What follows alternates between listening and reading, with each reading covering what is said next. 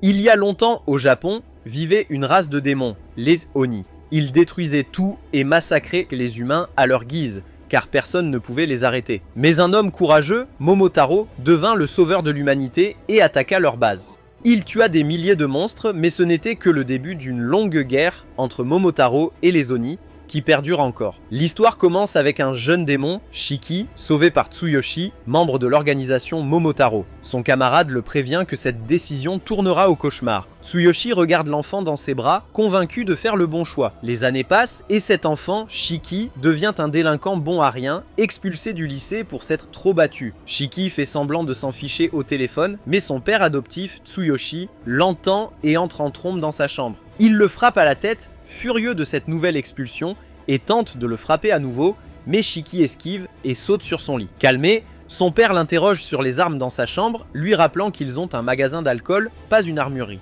Il le prévient de changer, mais Shiki rétorque qu'il est content de ne pas être de son sang et ne veut jamais lui ressembler. Ces mots blessent son père, mais avant qu'il ne réponde, le téléphone du magasin sonne. Tsuyoshi part y répondre. Une grosse commande de bière arrive, il la prépare et par livrer. Shiki reste, regrettant d'avoir été adopté par un type fauché. Soudain, une explosion secoue l'air et de la fumée s'élève dehors. Shiki est choqué quand une chose sombre s'enroule autour de sa jambe et le traîne dans la rue. L'homme est Samadère, une vieille connaissance de Tsuyoshi, porteur du sang de Momotaro. Juste à ce moment, Tsuyoshi revient et percute son ancien ami avec sa voiture. Il sauve Shiki et l'exhorte à fuir. En roulant, Shiki exige des réponses sur l'attaque et pourquoi son père a renversé l'homme sans hésiter. Tsuyoshi répond que l'homme n'est pas mort de l'impact. Le père révèle alors la vérité. Shiki descend de la lignée Oni et Samadère de celle de Momotaro, déterminé à éliminer les Oni. Shiki est abasourdi et remet tout en question. Mais avant qu'il ne réagisse, les tentacules noirs de Samadère s'enroulent autour de leur voiture, les piégeant et les forçant à sortir avant qu'elle n'explose. Shiki sort de la voiture, confus. L'explosion distrait Tsuyoshi, permettant à Samadère d'enlever l'enfant Oni et de l'emmener dans l'entrepôt. Samadère saisit Shiki en plein vol avec sa brume en toile d'araignée et déclare que tout descendant Oni est un fléau à éliminer. Shiki panique alors que Samadère s'apprête à frapper, mais son père arrive à temps et l'affronte. Tsuyoshi confirme que les légendes de Momotaro et des Oni sont réelles. Leur guerre dure depuis des siècles, transmise de génération en génération. Les descendants de Momotaro ont formé l'agence Momotaro pour détruire les Oni. Shiki n'en croit pas un mot, mais son père lui dit de se taire et de rester en arrière. Alors, Samadère invoque 2 épées de brume et frappe à une vitesse incroyable. Son père bloque avec une lame de brume, pensant que cette brume noire est un pouvoir unique de la lignée Momotaro. Samadère regarde le père de Shiki, l'appelle par son vrai nom et dit qu'il a appartenu à l'agence Momotaro et a même combattu à ses côtés.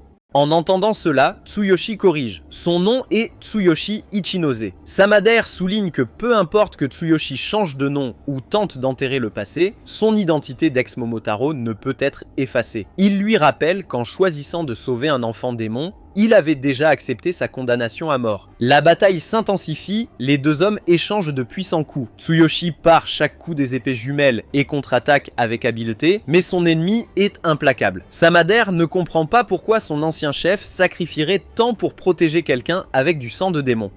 Tsuyoshi répond avec fureur et attaque, mais l'autre utilise une capacité rapide, comme la téléportation, pour l'éviter. Il porte 2 coups mortels qui abattent Tsuyoshi, le laissant saigner au sol. Shiki hurle alors que Samadère se tourne vers lui pour finir le combat.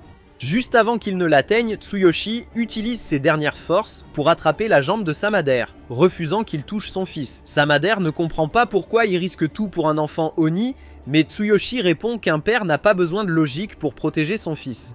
Tsuyoshi sait que Shiki est bon à rien et qu'il porte du sang Oni, mais il sait aussi que son fils n'a jamais fait de mal. Il remet en question la justice de Samadère, se demandant s'il n'a aucune culpabilité à tuer un enfant innocent. Mais l'homme refuse d'écouter. Samadère invoque son épée pour frapper et Shiki regarde, désespéré, alors que la peur et la rage le consument. Le sang démoniaque coule, son corps se transforme. Il brise ses chaînes et jure de sauver son père. Il fonce, son sang démoniaque le métamorphose en une créature terrifiante. Shiki lance des attaques féroces avec sa force nouvelle, mais sans technique ni réflexion, Samadère bloque facilement chaque coup. Soudain, Shiki disparaît, du sang coule de son corps, et il se transforme en quelque chose d'encore plus monstrueux. Samadère ne le voit pas avant qu'une goutte de sang ne le révèle, accroché au plafond. Il est stupéfait par la vitesse de l'éveil de Shiki, pensant qu'il a débloqué ses pouvoirs et appris à contrôler son sang. Mais il craint plus encore. Il se prépare avec son épée, mais Shiki attaque le premier et tire des missiles de sang. Samader esquive les tirs au dernier moment et lui tranche le bras.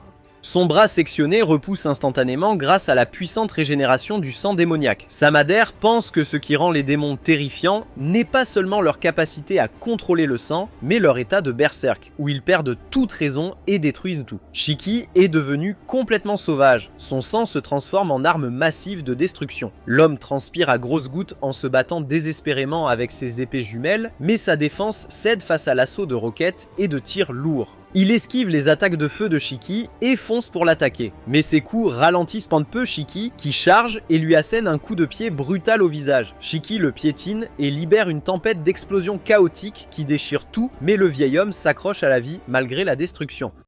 Alors que le carnage continue, le pouvoir du sang démoniaque de Shiki s'estompe. Il reprend sa forme humaine et regarde confus, couvert de sang, sans aucun souvenir de sa transformation. Samader réalise que Shiki est dans un état typique de confusion dû à la perte de mémoire et à la mutation corporelle, alors il voit sa chance et fonce.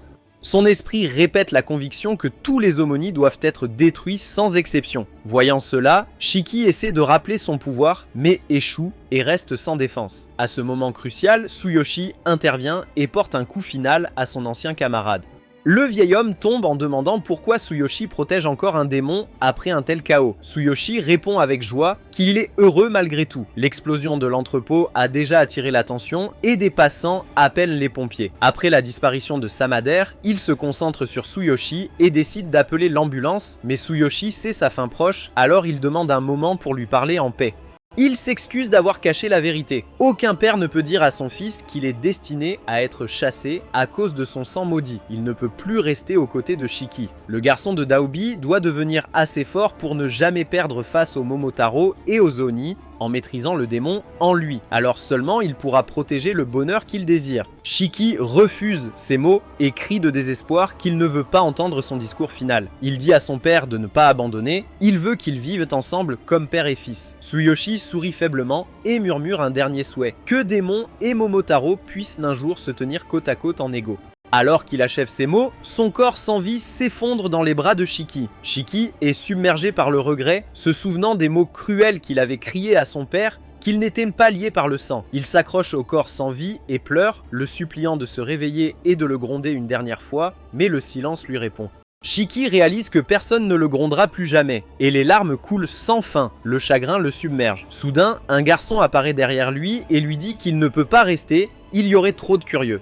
Shiki est prise au dépourvu et se prépare à un autre combat, mais avant qu'il ne puisse réagir, il est frappé au cou et perd immédiatement connaissance.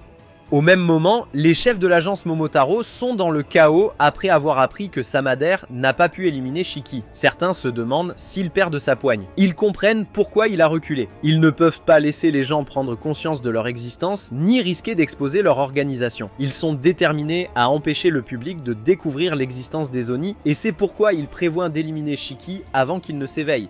Ils doivent trouver chaque Oni caché dans la société humaine et les éliminer tous. Un homme encapuchonné parle à un étranger qui se présente comme le directeur. Il est très heureux qu'il y ait tant de candidats prometteurs cette année. L'OTAN n'a laissé personne passer le tour de sélection depuis des années, mais maintenant, quelqu'un a réussi, ce qui est rare. Cependant, il n'est pas sûr de l'utilité du nouveau candidat. L'autre homme le prévient d'être prudent et de s'assurer que le nouveau venu est assez fort pour survivre. Il explique que ce nouveau candidat est l'un de ces rares qui n'apparaissent qu'une fois toutes les quelques décennies. Pendant ce temps, Shiki se retrouve à rêver d'un moment où il jouait avec du sable dans un parc.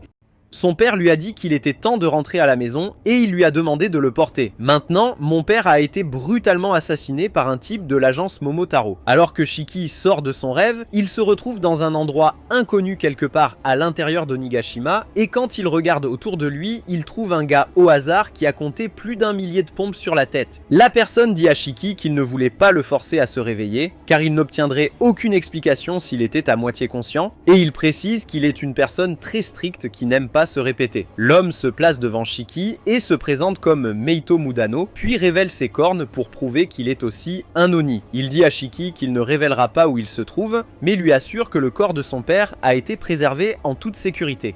Mego explique qu'il l'a amené ici pour un examen d'évaluation. Il conduit un tableau blanc vers Shiki, se vantant avec désinvolture de ses patins à roulettes et de la façon dont il les utilise juste pour être efficace. Prenant un marqueur, il commence à expliquer que la brume noire que Shiki a vue est une capacité utilisée par les descendants de Momotaro, qui ont formé une agence dédiée à l'élimination de tous les Oni appelée l'agence Momotaro.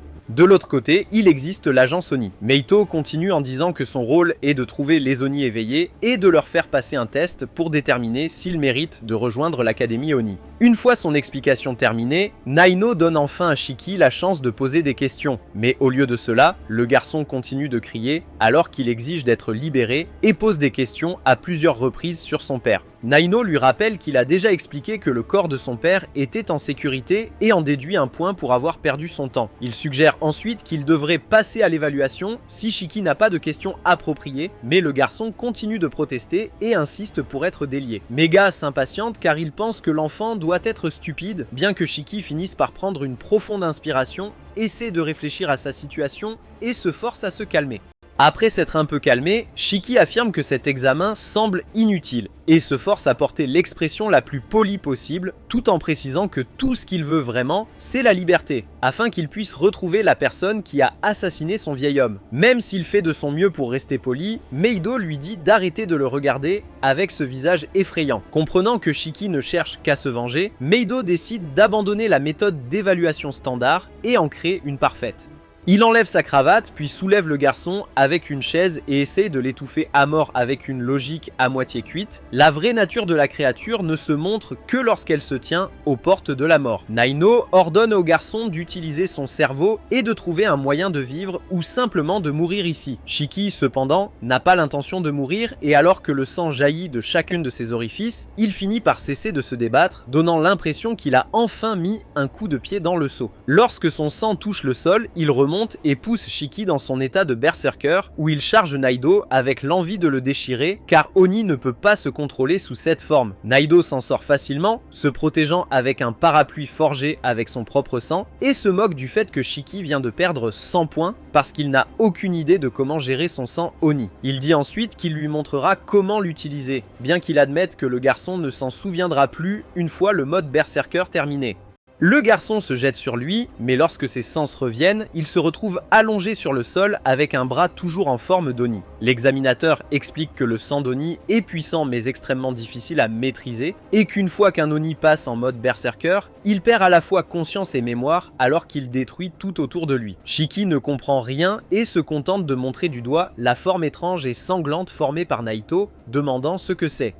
Mangu fait disparaître son parapluie et explique qu'il ne s'agit pas d'un état berserker, mais simplement d'un simple contrôle de ses propres pouvoirs. Après cela, il déclare avec désinvolture le garçon disqualifié, mais Shiki est toujours allongé là, sans aucune idée de ce qui vient de se passer. Il comprend finalement que l'homme en face de lui est bien plus fort qu'il ne l'imaginait, et pour une fois, il ravale sa fierté en s'inclinant profondément alors qu'il supplie de devenir son subalterne afin qu'il puisse avoir la force de venger son père. Mega le rejette, disant qu'il a perdu le contrôle et est devenu fou furieux sans utiliser sa tête, et explique que quelqu'un comme ça ne peut pas être autorisé à se déchaîner, alors il va se débarrasser de lui. Il reforge son parapluie, prêt à en finir, tandis que Shiki recule pour mettre une certaine distance entre eux avant de se retourner et de charger droit sur lui, traînant son poing sur le sol. Megato forme des épines le long du parapluie et réfléchit à tous les différents mouvements possibles que le garçon pourrait essayer. Shiki opte pour la troisième option, sautant pour frapper d'en haut, mais le surprend lorsqu'il utilise son épine comme tremplin pour sauter plus haut avant de façonner son bras en fusil de chasse et de le tirer directement sur Naito. Naito l'écarte d'abord comme un hasard, arrêtant l'attaque de Shiki avec un seul doigt, et remarquant que le garçon est coincé à mi-chemin entre le mode fou furieux et le mode humain. Il traite Shiki d'inutile puis libère sa compétence d'éclipse de sang, Rebirth Deluge, mais il n'attaque pas réellement le garçon quand il le trouve revenant à sa forme humaine et fier de se contrôler. Shiki s'effondre au sol, satisfait de sa petite victoire. Meito trouve impressionnant que quelqu'un ait réussi à supprimer le mode berserk et il est maintenant certain que ce ne peut pas être un hasard. Il demande curieusement comment Shiki a réussi et le garçon ne fait que bluffer, disant qu'il partagera son secret si Neto l'accepte comme son subordonné. Il explique ensuite que lorsqu'il a vu Mego façonner son sang dans un parapluie, il a pensé que puisqu'ils sont tous les deux Oni, il pourrait peut-être copier ses compétences. Alors il a essayé en criant dans son bras de se transformer en arme et ça a vraiment fonctionné. En entendant cela, le gars est abasourdi par ces absurdités et pense qu'il devrait être impossible pour un démon de contrôler le sang avec une stratégie aussi imprudente. Les singes comme lui, qui contrôlent mal leurs émotions, ont toujours du mal avec leur sang. Dans son esprit, c'est comme si lorsque les émotions déferlaient, il y avait en lui un officier rationnel qui avertissait son moi conscient de rester calme, empêchant le berserker d'éclater. Naoto pense qu'être parfaitement calme et rationnel est le seul moyen de contrôler le sang sans perdre le contrôle, mais le cerveau de Shiki est différent. Pour lui, c'est une urgence émotionnelle constante, et son conscient étouffe l'officier rationnel qui le supplie de se calmer. Ça libère le berserker, mais Shiki maîtrise aussi son berserker intérieur pour utiliser sa puissance par la seule volonté, s'appuyant sur l'instinct pur plutôt qu'un vrai contrôle. Bien que rudimentaire, sa puissance est indéniablement forte. Voyant Neto perdu dans ses pensées, Shiki le sort de sa torpeur et dit qu'il apprendra tout ce qu'il lui enseignera en tant qu'apprenti, déterminé à devenir assez fort pour faire souffrir sa madère. Il affirme être prêt à être l'un des pions utiles que Neto a mentionné. Cependant, Neto rejette l'offre aussitôt, disant que Shiki fait des cascades qui pourraient lui coûter la vie et qu'il est trop imprudent pour penser aux conséquences s'il perd le contrôle en mission. Selon Neto, un démon digne de ce nom devrait toujours préparer plusieurs plans de secours, et Shiki est incapable d'être son apprenti s'il ne peut même pas faire ça. Déçu, Neto manque de lui planter sa lance dans la tête, disant qu'il n'a jamais songé à le prendre comme apprenti. Mais finalement, il décide de faire de Shiki son élève à la place car il a tout juste réussi le test. Tandis que Shiki reste là, confus, Neto dit qu'il n'a réussi que parce qu'il pense qu'il est trop tôt pour décider s'il est un échec. Après cela, il explique qu'ils sont actuellement sur l'île d'Onihashima, où se trouve un endroit caché où l'Académie Oni a été construite. Contrairement à une école normale, cet endroit a été créé pour donner aux démons un entraînement éreintant, afin qu'ils deviennent assez forts pour combattre l'agence Momotaro. Mais ce qui étonne le cerveau de singe de Shiki, c'est le fait qu'il soit sur une île. Neto lui tapote légèrement le visage pour l'interruption et continue, disant qu'il apprendra à contrôler son sang au combat, ainsi qu'une éducation sur l'histoire entre Momotaro et les démons. Finalement, il révèle qu'il sera le professeur principal de Shiki et que le garçon vivra dans les dortoirs désormais. En entendant cela, le cerveau de Shiki subit une fusion nucléaire, mais ce qui l'intéresse vraiment, c'est de savoir si l'entraînement le rendra assez puissant pour venger son père. Neto répond que c'est entièrement à lui de voir, mais qu'il sera expulsé s'il ne réussit pas. C'est tout ce que Shiki a besoin d'entendre pour accepter, et sur ce, Neto l'emmène au dortoir, où il remarque pour la première fois qu'il a des cornes qui lui sortent de la tête. Dehors, Neto lui dit que cela fait partie de l'éveil, et qu'il pourra les faire apparaître et disparaître à volonté après l'entraînement. Une fois que Shiki a enfilé son uniforme, il est excité de retourner à l'école, mais Neto lui rappelle qu'il est le moins talentueux de sa classe, donc il sera le premier à être renvoyé s'il montre qu'il est faible. Shiki relève le défi, mais il se souvient que l'agence Oni a toujours le corps de son père. Neto explique qu'ils le garderont en sécurité à la morgue jusqu'à ce qu'il décide ce qu'il veut en faire et lui dit d'arrêter de perdre son temps à penser aux regrets car ils sont inefficaces. Ça énerve Shiki, mais le professeur lui dit de devenir assez fort pour ne rien regretter à l'avenir. Shiki est surpris de l'entendre agir gentiment à sa manière, mais le professeur toxique l'ignore et s'éloigne, avertissant qu'il sera expulsé s'il n'arrive pas en classe en 15 secondes. Devant la classe, Shiki s'excite et se demande quelle entrée fracassante il devrait faire, mais Neto le pousse soudainement à travers la porte pour aller vite. En regardant la salle de classe silencieuse, Shiki remarque qu'il saigne du nez, alors il demande au garçon masqué, Jin Kokosaki, de lui donner des mouchoirs parce qu'il a l'air malade et en a sûrement, mais Jin lui dit rudement de se taire. En entendant cela, Shiki s'irrite et se moque de lui pour être un bébé démon sans cornes cool comme lui.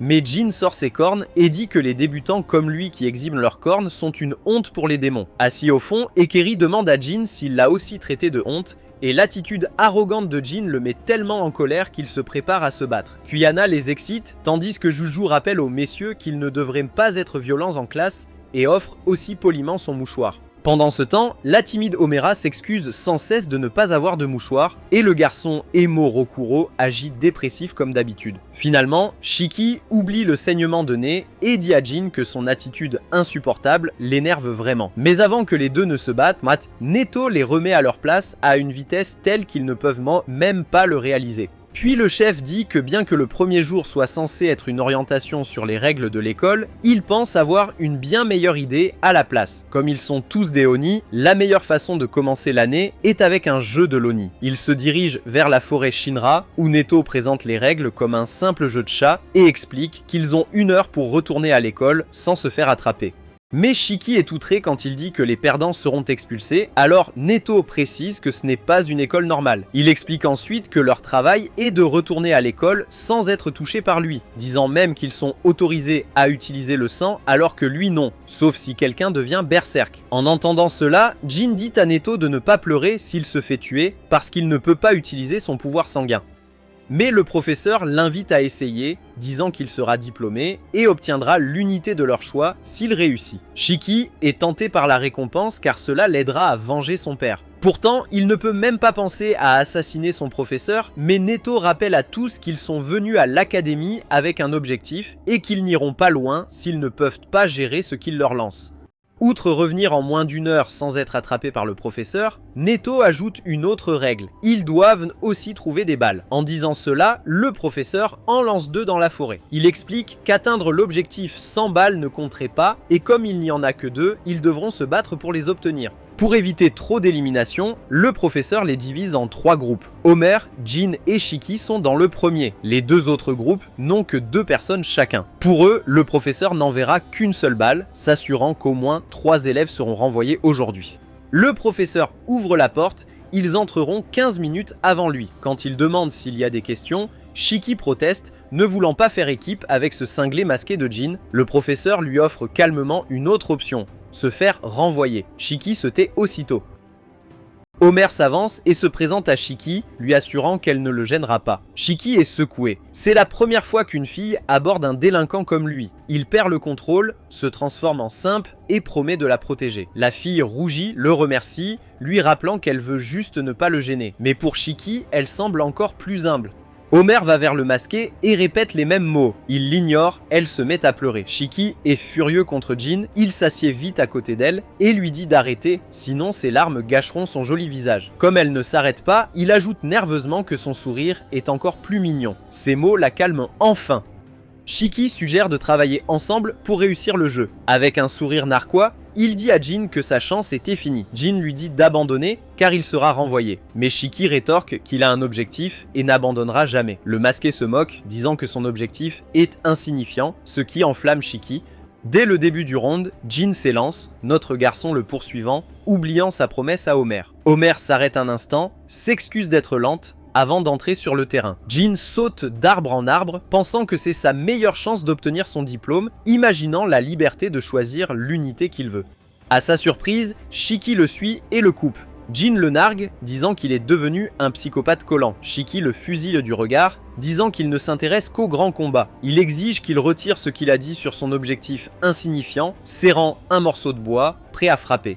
Jin se prépare à l'affronter, sachant qu'il n'y a que 2 balles, donc 2 qualifiés. Il révèle alors les effrayantes cicatrices sur sa bouche, expliquant son masque. Shiki se moque, le traitant de lâche pour montrer de vieilles blessures. Jin retire ses gants, exposant un bras coussu et cicatrisé. Sans hésiter, il l'ouvre, libérant son éclipse de sang en lame tranchante, ce qui met Shiki mal à l'aise.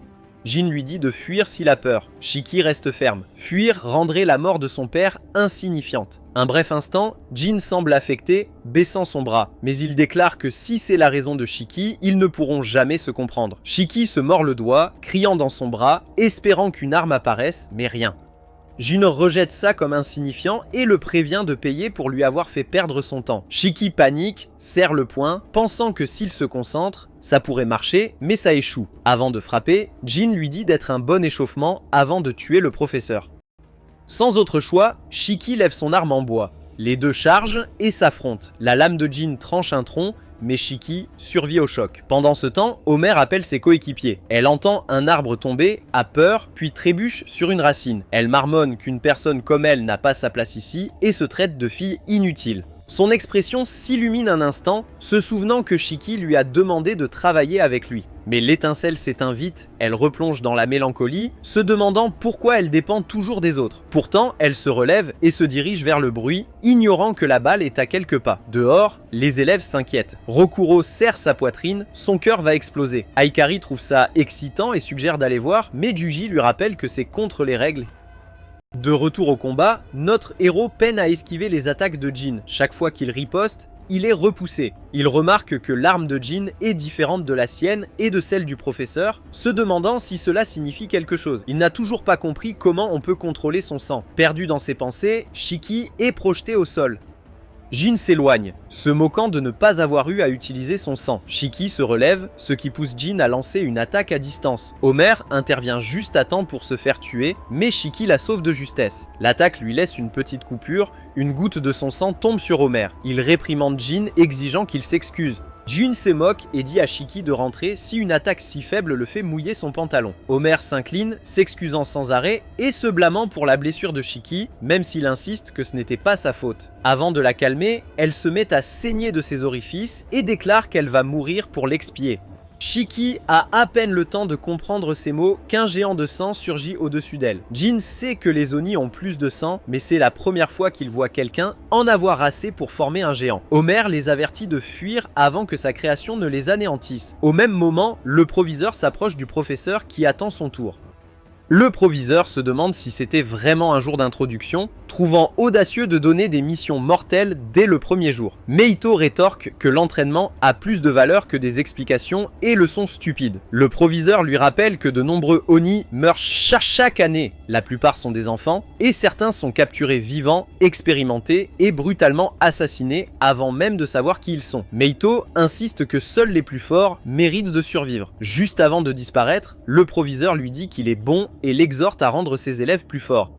De retour au combat, Shiki évite de justesse l'attaque du géant de sang. Jin tente de l'attaquer, mais échoue. Shiki interpelle Homer, lui demandant si elle ne peut pas arrêter sa création. Elle s'excuse encore avant de s'effondrer, inconsciente. En la mettant à l'abri, Shiki remarque que le géant semble la protéger, ce qui fait suspecter à Jin que le sang d'Homer a sa propre volonté. Le géant devient fou et crache un flot de sang, forçant Jin à se cacher derrière un rocher, tandis que Shiki est englouti. Homer supplie le géant d'arrêter et l'appelle sa sœur, mais quand elle voit Shiki se relever, elle lui dit de fuir. Shiki refuse, avertissant que s'il l'abandonne, elle se videra de son sang et mourra. Il ne peut pas rester là à regarder, surtout quand son visage crie qu'elle tient à peine. Avec un sourire, il déclare qu'il ne la laissera pas mourir alors que le géant de sang rugit si fort que sa voix est comme une tempête de poussière. Pendant que Magnum observe de loin comment ses élèves vainquent l'éclipse de sang d'Homer, Shiki essaie de répéter ce qu'il a fait contre lui en frottant sa main sur le sol, mais rien ne se passe. Le professeur marmonne que la dernière fois était un coup de chance sur 100 qui ne se reproduirait plus, même s'il lui accorde le mérite. Le géant de sang frappe le garçon et déchire le sol pour lui lancer des pierres, faisant réaliser à Shiki à quel point il est pathétique. Humilié par sa faiblesse, il fond en larmes. Jin lui dit froidement de partir s'il ne fait que pleurer. Jin devient sérieux, formant des armes avec ses deux bras. Le professeur note que la capacité de Jin à créer deux armes différentes montre un contrôle impressionnant, preuve de sa profonde expérience. Le sang d'Oni prend forme comme un reflet de leur nature, un signal projeté du cerveau. Certains, comme Homer, manifestent leur traumatisme, d'autres leur préférence. Avec le temps, former sa propre arme de sang est devenu la libération d'éclipses de sang. Jin met toute sa force pour couper le cou du géant, mais la bête parvient à se protéger. Shiki continue de crier dans sa main pour créer quelque chose jusqu'à ce qu'il réalise que chaque Oni a sa propre arme. Au moment où Meito envisage d'intervenir, Shiki crie « Libération d'éclipse de sang » et forme un fusil avec son sang. Dès qu'il apparaît, il ressent une poussée d'excitation, comme si l'arme était une extension de son corps. Et d'un seul coup, il fait exploser le géant de sang, laissant Jin et Naito sous le choc. Homer s'effondre au moment où le géant de sang meurt. Jin se demande d'où Shiki a tiré cette puissance folle quand il se met soudain à pleuvoir du sang et de l'eau, lui faisant penser que l'attaque a changé le temps. Shiki reste à peine conscient et trébuche en allant voir la fille. Naito apparaît et lui dit qu'il est paralysé pour avoir utilisé trop de sang d'un coup et qu'il va s'évanouir. Mais Shiki essaie de lui prouver le contraire en restant debout une seconde avant de s'effondrer. Et bien que Naegyo pense qu'il a un long chemin à parcourir, il est préoccupé par le pouvoir terrifiant du garçon. Même dans son état, Shiki supplie son professeur de l'oublier et d'aider Homer d'abord. L'idée qu'il se soucie de quelqu'un d'autre alors qu'il est à moitié mort fait sourire Neido. Mais Jin interrompt le moment avec une attaque surprise par derrière, facilement bloquée, et dit au professeur d'arrêter de perdre du temps sur les autres. Naino lui demande s'il ne s'inquiète pas de ses camarades non traités, mais Jin recrée sa scie de sang, disant que ce n'est pas son problème. Et cela fait réaliser à Neido que Jin est l'élève qu'il déteste le plus. Entendant cela, Jin confirme qu'il pourra obtenir son diplôme et entrer dans l'escouade qu'il veut s'il le vainc. Meito l'assure qu'il n'a pas besoin de ses pouvoirs de sang. Le garçon masqué se précipite pour le trancher, mais Meito se moque, disant que sa scie pathétique ne couperait pas en 1 million d'années. Jin recule et revient avec une nouvelle approche, mais Naito montre une fonction spéciale du parapluie tactique qui pulvérise son écran de fumée pour confondre la cible sans poison pour rester équitable. Cherchant une ouverture, Jin pense pouvoir couper le professeur arrogant dès qu'il s'approche, mais 3 tirs à son bras le prennent par surprise, le forçant à se cacher derrière un arbre. Accroupi, Naito lui donne une leçon. Il doit garder ses distances puisque Jin est spécialisé dans le corps à corps. Les balles sont en caoutchouc, elles ne le blesseront pas, mais elles font mal, surtout parce qu'il vise toujours les points faibles. Jin n'est pas si surpris car il a d'autres tours. Le garçon masqué sort de sa cachette et tire des rasoirs volants sur Naito, mais le professeur les esquive sans effort. Quand il saute, Jin pense l'avoir acculé, mais la grenade que Meito lance le fait paniquer et c'est un autre écran de fumée. Après avoir atterri, Jin se prépare à riposter au moment où Meito le snipe, mais le professeur apparaît soudainement par derrière et le frappe si fort que le garçon masqué s'envole. Meito le traite d'idiot d'avoir supposé qu'un adversaire à distance attaquerait toujours de loin et souligne qu'il était facile à piéger car il se fie trop à son bras droit, lui disant d'arrêter de surestimer sa force. Jin a déjà trop utilisé son sang, il le piège sous son parapluie et lui assène froidement la réalité, ce serait la mort en vrai combat. Après cela, Naito le frappe personnellement en lui demandant s'il veut tant voir son père, ce qui déclenche Jin. Il exige de savoir comment Naito sait cela et le professeur révèle qu'il a fait des recherches et a découvert que son père était un Momotaro. Shiki est choqué et la mémoire de Jin le ramène à son père raté qui a ruiné sa vie, volé sa famille et tout ce qui lui était précieux. Les cicatrices sur son corps sont des rappels douloureux de sa haine pour son père, l'ayant poussé à survivre dans la rue, mangeant les restes, juste pour vivre un jour de plus jusqu'à être assez fort pour se venger. Sa rage explose et il s'échappe du parapluie, déclarant que la mort ne l'effraie pas. Mais Naito rabaisse vite le gamin en lui attrapant le visage et le fracassant au sol pour lui apprendre que ça ne sert à rien de se battre s'il ne compte pas survivre après avoir atteint son but. Plus tard, le professeur appelle les urgences pour qu'une infirmière s'occupe d'Omera, trop blessé pour continuer, et de Jin, qu'il a solidement attaché à un arbre. Au même moment, Shiki réussit à se relever, et Meito lui rappelle qu'il a environ 5 minutes pour le vaincre et lui voler une des balles qu'il a ramassées, ou en trouver une autre s'il veut passer. Réalisant qu'il est inutile de le vaincre en combat direct, Shiki s'enfuit, Meito le poursuit, mais le garçon a intelligemment fait demi-tour pour demander à Jin de s'allier à lui afin de vaincre leur professeur. Le garçon masqué refuse, trouvant humiliant d'être sauvé par un idiot. Mais Shiki lui demande si son but est plus important que son ego fragile, car il est prêt à faire équipe même s'il le déteste. Il explique que son père était aussi un Momotaro, donc ils ont un point commun, mais Jin le rejette. Plus tard, Naito s'arrête et réalise que Shiki a dû faire demi-tour, puis le voit foncer à toute vitesse. Naito l'arrête net et lui rappelle que ça ne sert à rien d'atteindre le but sans balle. Shiki serre les dents de frustration, attendant que l'idiot qu'il a utilisé comme leurre agisse. Jin avait refusé car il ne voulait pas travailler sous Shiki, mais plutôt que Shiki travaille sous lui. L'embuscade échoue, les deux garçons sont à court de sang, mais Naito ne s'attendait pas à ce qu'ils utilisent la corde avec laquelle il avait attaché Jin contre lui.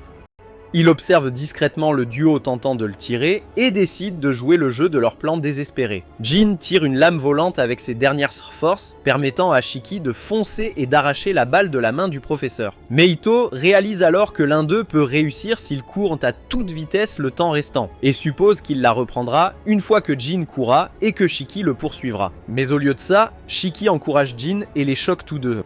Alors que Jin fonce à toute vitesse, Shiki se vante auprès de Naito qu'ils l'ont bien eu, mais son professeur lui rappelle que si Jin passera, lui a échoué et sera renvoyé. Shiki réalise trop tard qu'il a oublié la pénalité pour l'échec et son professeur découvre toute l'étendue de la stupidité de Shiki.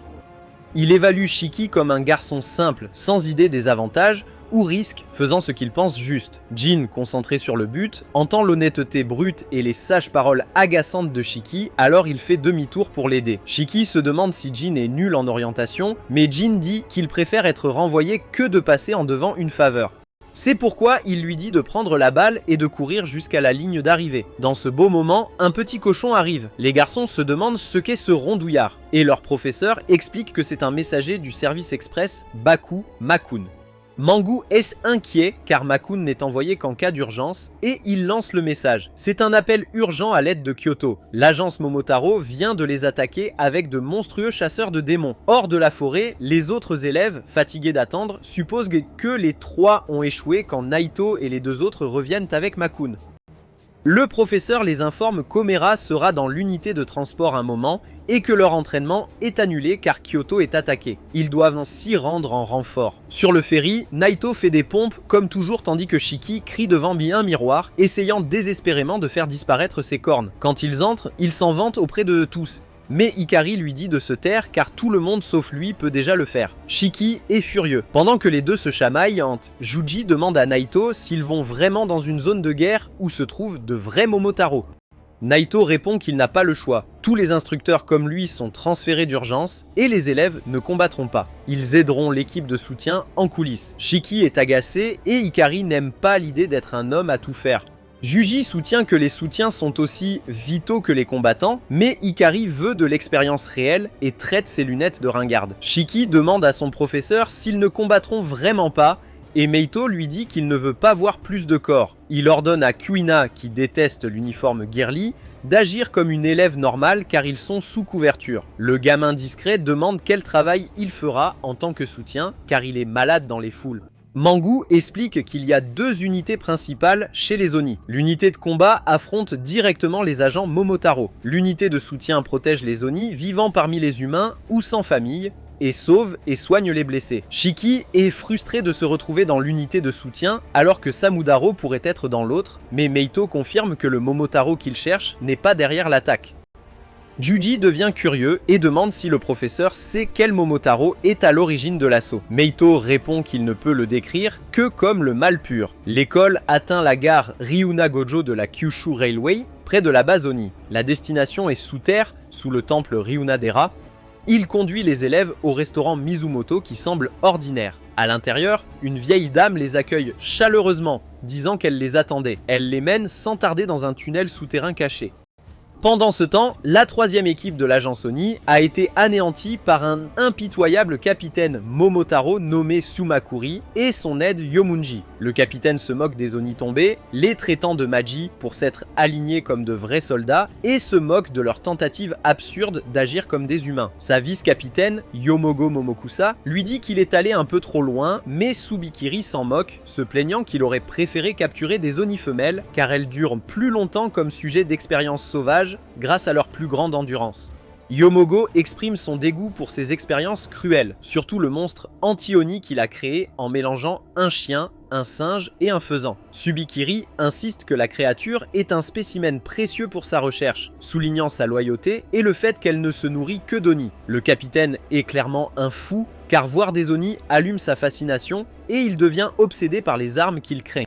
La vice-capitaine lui rappelle que leur devoir est simplement de traquer les Oni dangereux et de les éliminer avant qu'ils ne perdent le contrôle et menacent les civils, soulignant que les Oni possèdent des pouvoirs similaires aux leurs. Pendant ce temps, un enfant Oni se cache du capitaine, essayant d'étouffer ses larmes et de couvrir sa bouche pour ne pas être remarqué. Entendant le capitaine annoncer qu'il se déplace vers le prochain endroit, l'enfant pousse un soupir de soulagement, mais Subikiri apparaît soudainement devant lui, révélant qu'il plaisantait. L'enfant panique alors que le capitaine le nargue, affirmant qu'il a de la chance car il manque de spécimens enfants. La vice-capitaine jette l'enfant au sol et quand une goutte de sang tombe sur les vêtements de son capitaine, il entre dans une rage, battant le pauvre gamin sans pitié. Il exige de savoir si les parents de l'enfant sont proches, la forçant à regarder les cadavres d'autres Oni qu'il fait léviter autour d'elle, tout en demandant qui ils étaient. L'enfant est terrifié en voyant Subikiri l'écraser sous les cadavres avant d'ordonner à son animal de compagnie de dévorer le tas. Les Momotaro possèdent la capacité de manipuler des bactéries noires de leur corps. Certains l'utilisent pour fabriquer des armes ou lancer des spores. La méthode de Subikiri est bien plus cruelle, lui permettant de contrôler directement les cadavres avec les bactéries.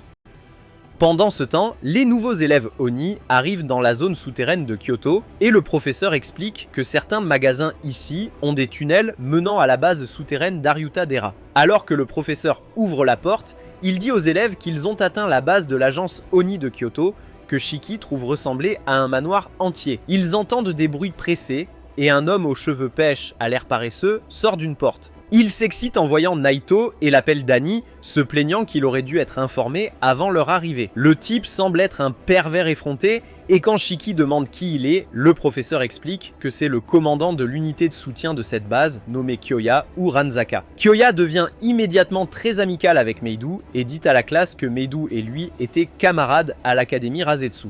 Le professeur dit à son ami d'arrêter, annonçant qu'il partira pour le front. Comme prévu, Shiki insiste pour l'accompagner et même porter des objets pour aider un dragueur comme Kyoya. Meito laisse les élèves avec Kyoya, lui disant de bien les utiliser pendant son absence. Pendant ce temps, une infirmière apparaît, appelant Kyoya, et en voyant les nouveaux élèves, elle leur demande de se changer pour être mis au travail. Après s'être changés, elle les emmène là où se trouvent les blessés. Là, Shiki voit un homme qui a perdu ses 2 bras et ses jambes au front, avec ses poumons irréparablement endommagés, et l'infirmière prévient qu'il ne survivra peut-être que 3 minutes de plus.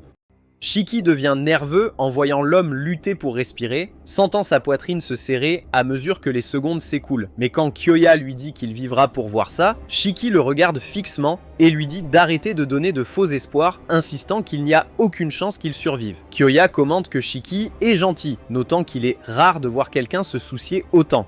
Mais il explique qu'il est un pontici, commandant trop de bouteilles de sang pour les blessés et les attachant toutes à lui-même, montrant jusqu'où il va pour assurer la survie dans ces dures conditions. Pendant ce temps, le capitaine fou, Subikiri, se retrouve face à un nouveau groupe d'agents Oni que Ji voit immédiatement comme de faibles subalternes. Les agents Oni commencent à paniquer en réalisant que leur commandant et leur vice-commandant sont déjà à terre, jusqu'à ce que Mego entre sur le terrain avec sa libération d'éclipses de sang, redonnant espoir à la foule.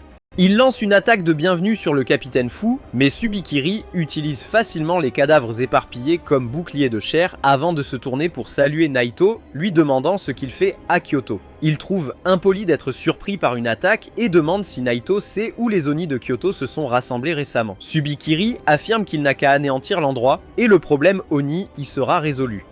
Mego répond calmement qu'il n'en a aucune idée, mais qu'il ne peut pas prendre les menaces ou les pressentiments à la légère, et il dit à Subikiri qu'il a un endroit parfait pour lui, qui n'est autre que l'enfer. De retour à la base souterraine, Kyoya se prépare à utiliser ses pouvoirs Oni, pendant que Shiki se plaint que les bouteilles de sang devraient être attachées au patient plutôt qu'à lui. L'infirmière lui dit de se taire tandis que Kyoya demande au soldat du front s'il veut des jambes ou des bras, lui disant d'ouvrir la bouche une fois pour les jambes et 2 fois pour les bras.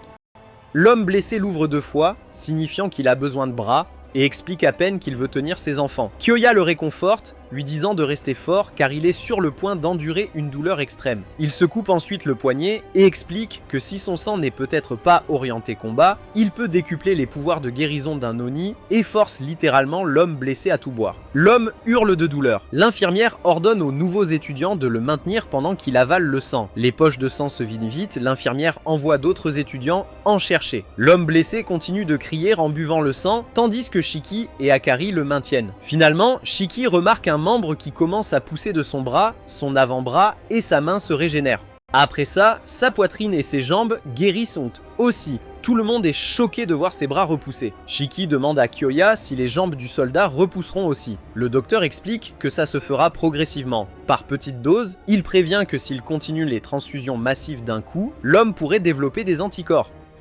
Et si ça arrive, peu importe le sang qu'on lui donne, la régénération ne fonctionnera plus. Kyoya se tourne vers le soldat, lui disant qu'il va probablement se retirer de l'unité de combat pour l'instant, mais qu'il peut continuer à travailler dans l'unité de soutien. Il lui fournira même des prothèses de jambes pour qu'il puisse se déplacer à nouveau. Le soldat pleure en remerciant Kyoya pour tout ce qu'il a fait pour lui. Une fois le patient soigné, le docteur se lève et explique que c'est à ça que ressemble la guerre, entre les Oni et Momotaro. Il comprend pourquoi tant de gens veulent aller au front, mais il leur fait réaliser que ces combattants ne peuvent agir librement que parce qu'une unité de soutien travaille en coulisses pour les protéger. Il appelle l'unité de soutien son champ de bataille. Ce discours excite Akari, qui admet qu'il pensait que Kyoya n'était qu'un beau gosse sans intérêt, mais qu'il voit maintenant sa force et sa détermination. Même Shiki est motivé et dit aux autres qu'il est prêt pour n'importe quelle tâche que le docteur lui assignera. Mais Kyoya explique qu'il a besoin de Shiki pour une tâche très spécifique. Il emmène Shiki voir une petite fille nommée Mei et lui demande de s'occuper d'elle. Quand Shiki demande pourquoi il doit s'occuper de la fille, le docteur explique que sa famille a été attaquée par le Momotaro hier et que ses parents sont toujours portés disparus.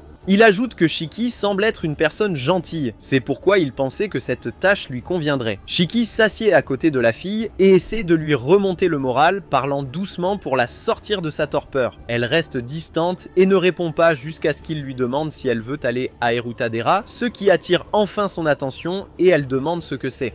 Shiki est surpris qu'elle ne le sache pas et explique que c'est mentionné partout dans les livres, mais la fille révèle qu'elle n'est jamais allée à l'école. À ce moment-là, l'équipe de soutien apporte un tas de cadavres d'Oni collectés pendant leur patrouille, et alors que Mei se lève pour regarder, elle aperçoit sa mère et son père parmi eux. Elle se précipite et fond en larmes à cette vue.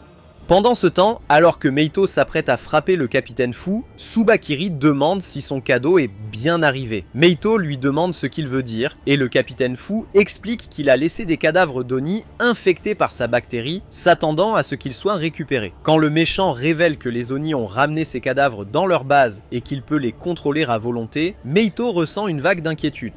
De retour à la base, tandis que la petite fille pleure la perte de ses parents, le docteur dit qu'il va transporter les corps restants et demande à Shiki s'il veut l'aider. Au moment où Tsubakiri utilise son pouvoir de marionnettiste, le père de Mei se relève soudainement. La fille, folle de joie de le voir vivant, le regarde avec horreur alors qu'il agit comme un zombie et essaye de l'étrangler. Le docteur réalise vite que c'est la capacité de Tsubakiri et dit immédiatement à Shiki de couvrir les yeux de la fille pendant que Kyoya enfonce des ustensiles dans le cerveau du père par ses oreilles, le neutralisant une seconde fois. Le docteur Kyoya explique que détruire le cerveau est le seul moyen de l'arrêter, car couper la tête ne suffirait pas. Il s'excuse auprès de Mei pour la souffrance qu'elle doit endurer à un si jeune âge. C'est alors que le docteur réalise soudain que tous les corps qui sont arrivés étaient infectés, alors qu'une paire de bras apparaît derrière Shiki.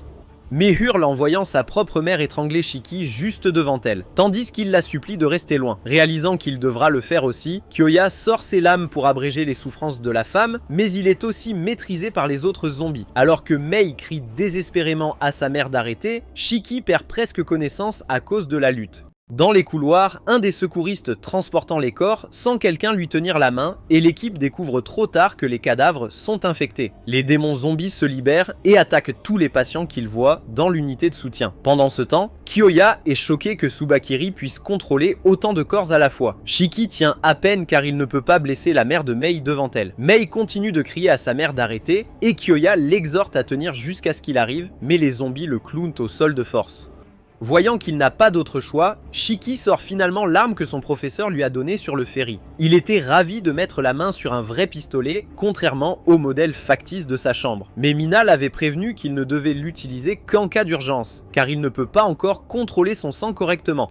Il explique qu'il est chargé de balles enduites de son sang, donc elles frappent plus fort qu'une arme normale, et il faut l'utiliser avec précaution. De retour au présent, il serre Mei dans ses bras et lui dit de fermer les yeux avant de pointer l'arme sur sa mère et de s'excuser en appuyant sur la gâchette. Après que le corps sans vie de la femme s'écrase au sol avec un bruit sourd, Shiki prend un bref instant pour se remettre mentalement avant d'abattre les zombies qui retiennent Kyoya. Alors, il allaite difficilement après avoir ôté une vie pour la première fois et aide le docteur à se relever. Le docteur le charge d'abattre les intrus dans le hall principal pendant qu'il sauve les patients, car les soutiens n'ont pas d'armes. D'autre part, Akari demande avec colère ce qui se passe et Rokuro a peur de mourir. Kuena fait aussi de son mieux pour abattre autant de zombies que possible, mais ils se relèvent à chaque fois, laissant Jin perplexe quant à la possibilité de les vaincre. Shiki arrive et dit qu'ils ne tombent pour de bon que si leur cerveau s'est endommagé. Jin, en entendant ça, utilise ses scies de sang sur les 3 corps devant lui, qui s'effondrent. Queen et Ikari comprennent ce que Shiki voulait dire. Kyoi leur dit de sauver les patients avant tout. Tirant sur les démons à tout va, Shiki trouve ça répugnant d'être forcé d'en tuer autant, même si ce ne sont que des corps. Tandis que Yuji et Rokuro aident à escorter les blessés et Ikari les protège des zombies incessants, Shiki est en crise à chaque fois qu'il tire, car chaque démon qu'il abat est précieux pour quelqu'un d'autre. Kyoya ordonne calmement au sauveteur de déplacer les patients pendant que Shiki les retient. Il se demande comment dormir après avoir tiré dans la tête d'innocents. Il revoit le docteur poignardant le père de Mei et lui tirant sur sa mère. Désespérant de pleurer, il ressent un désir ardent de détruire les Montero, les vrais ennemis de ce chaos.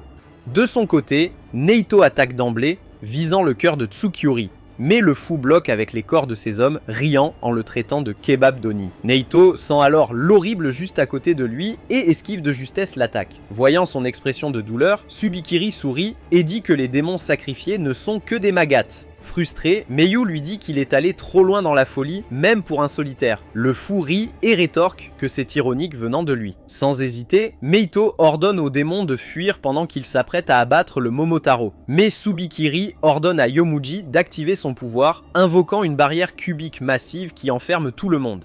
Naito demande si ça doit l'effrayer, mais Tsubikiri rit plus fort, expliquant que personne ne peut s'échapper sans Yomoji, mais que lui et son partenaire sont libres d'attaquer l'unité de soutien. Le fou éclate de rire, sachant que Meito pense qu'il ignore leur position, avant de révéler qu'il a secrètement placé des trackers sur tous. Avec un plaisir tordu, il annonce que tous les signaux se sont regroupés en un lieu suspect. L'agence Momotaro découvre que les corps ont été transportés sous le temple Airyuta. Sobakiri éclate de rire face à la réaction de Neto, le narguant de se battre avec son horrible pendant qu'il dévaste la cachette des démons. En s'éloignant, il ordonne à Yomoji de laisser l'horrible entrer dans le cube. La créature monstrueuse entre et le scientifique fou dit que c'est bon de le laisser se briser, ce n'est qu'une pièce de plus. Au moment où il claque des doigts, l'estomac de l'horrible gonfle, dégoûtant les agents. Avant toute réaction, son corps tremble violemment et des faisceaux de lumière jaillissent de chaque pore. L'instant d'après, la créature explose avec la force d'une mini-bombe nucléaire, anéantissant tout. Regardant la dévastation, Tsubikiri soupire, pensant que sa bombe pourrait être améliorée. Yomoji suggère de confirmer l'élimination des cibles, mais le scientifique fou répond qu'il n'a pas l'intention de salir sa cape blanche de sang ou de fumée.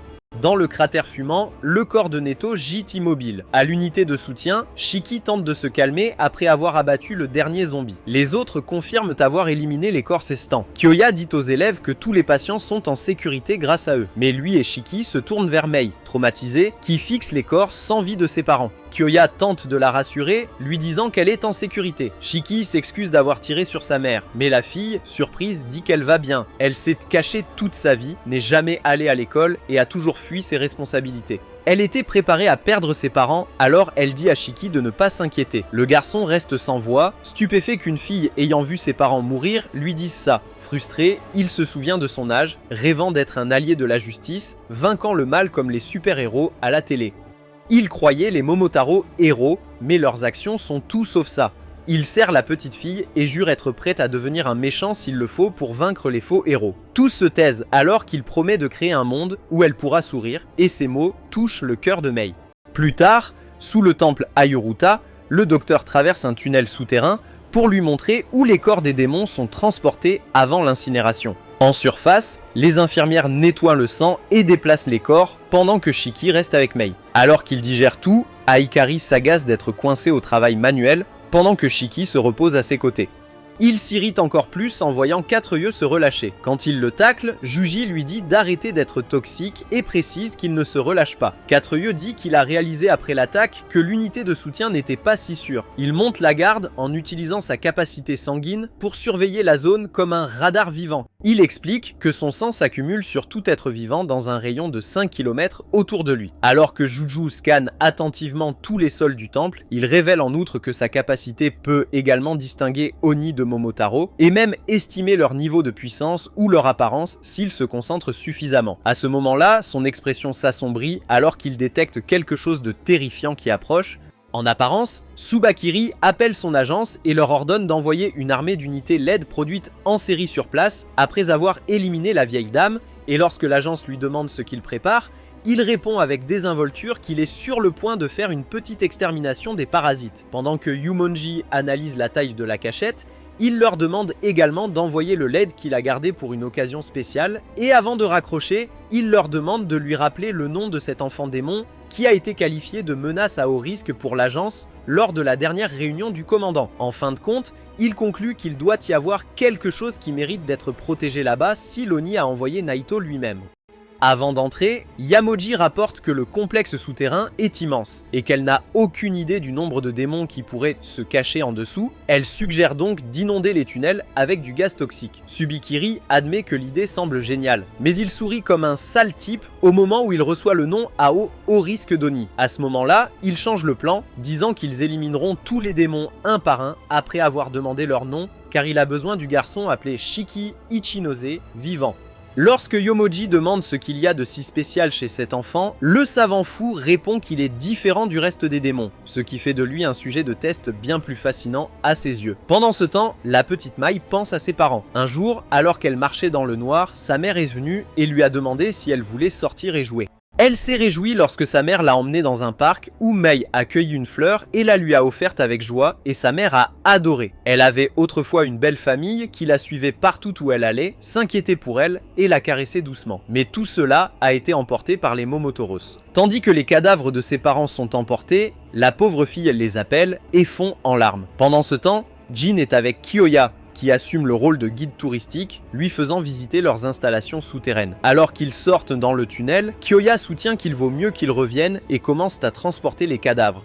Jin fait une pause sur place et lorsque le médecin demande ce qui ne va pas, il se demande sans détour si ces cadavres vont être incinérés en cendres à l'intérieur du crématorium. Kyoya explique calmement qu'une fois la guerre commencée, d'innombrables personnes se retrouvent là-bas et ne peuvent pas sauver tout le monde, c'est la raison pour laquelle cet endroit existe. Après avoir révélé ces dures vérités au monde, Kyoya lui dit de ne pas trop s'inquiéter, tant qu'il sera là, il ne le laissera pas s'en aller aussi facilement.